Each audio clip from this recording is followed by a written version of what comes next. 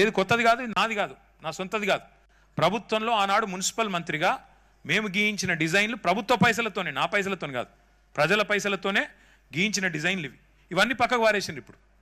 ఎందుకు? ముఖ్యమంత్రి గారికి చుట్టుపక్కల మీరు చూడండి, మొదటి ఫేజ్లోనే 22-23 కిలోమీటర్ల ఫేజ్లోనే ముఖ్యమంత్రి గారి కన్ను 3300 ఎకరాల మీద పడ్డది. ఒక్కొక్క ఎకరం ఎంత ఉంటుంది విలువ ఇవాళ హైదరాబాద్లో? ఇంతకుముందు ఆ చెల్లె కరెక్ట్గా చెప్పింది. ఏమన్నది? అన్నా మాది ఇక్కడ జీరో వాల్యూ అంట, పక్కన కోకాపేటలోనేమో 150 కోట్లకు 100 కోట్లకు అమ్ముతారంట, మాది జీరో వాల్యూ ఎట్లయితుంది అన్న, మాకు ఈడికి ఆడికి 2 కిలోమీటర్లు లేదు అని అడిగింది ఆ చెల్లె. అంటే ఎంత? 3300 ఎకరాలు అంటే ఒక్కొక్క ఎకరానికి యావరేజ్గా 50 కోట్లు వేసుకున్నప్పుడు, కోకాపేట కాదు కాబట్టి 50 కోట్లు, 100 కోట్లు కాబట్టి 50 కోట్లు సగం వేసుకుందాం అంటే ఎంత అవుతుంది? 1,50,000 కోట్లు. ఎవడు అబ్బ సొమ్మిది? ఇదేనా మరి ముఖ్యమంత్రి గారు చేయాల్సిన పని?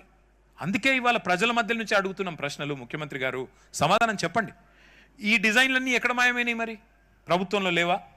కొత్తగా ఇచ్చిండంటే ఏమనుకో, ఎవరికో అంతర్జాతీయంగా పాకిస్తాన్ కంపెనీ ఒక దాన్ని నిషేధిస్తే ఆ కంపెనీకి ఇచ్చిండంట 160 కోట్లు.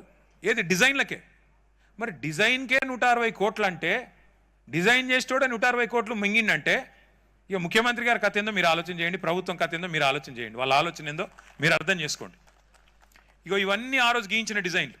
ఇదేది నా కవిత్వం కాదు, నా ఒక్క పైసలు లేదు ఇందులో, నా వ్యక్తిగత పైసలు లేవు, ప్రజల పైసలతోనే కేసీఆర్ గారి ప్రభుత్వం ఆనాడు మూసీ మీద ప్రపంచ ప్రఖ్యాత కంపెనీలతో డిజైన్లు ఆహ్వానించి ఇగో ఈ రకంగా చేశాం తప్ప ఎక్కడ కూడా మేము ప్రజల ఆస్తులు ధ్వంసం చేయాలని ఆలోచన చేయలేదు.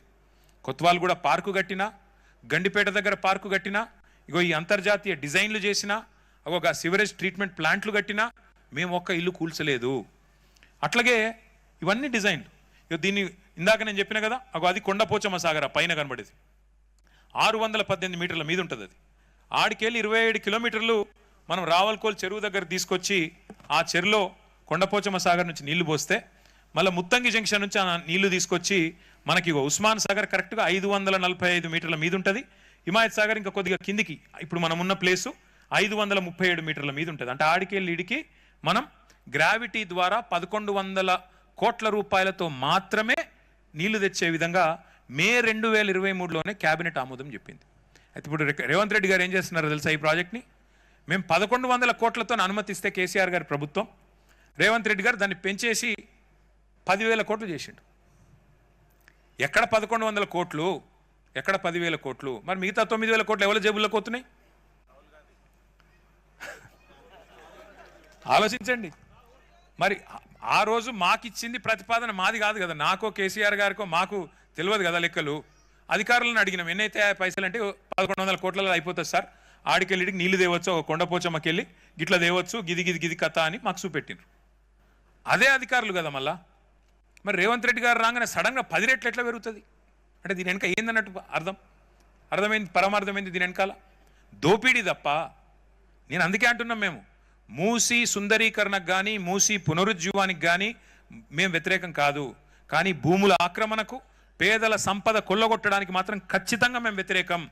1100 కోట్లతో అయిపోయేదానికి నువ్వు 10,000 కోట్లతో నేను చేస్తా అంటే మేము ఆ సవాల్ చేయకపోతే మరి మేము ఎందుకున్నాం ఇక ప్రతిపక్షంలో ప్రజల తరపున? అందుకే మీకు అర్థం కావాలనే ఇదంతా చూపెడుతున్నా నేను.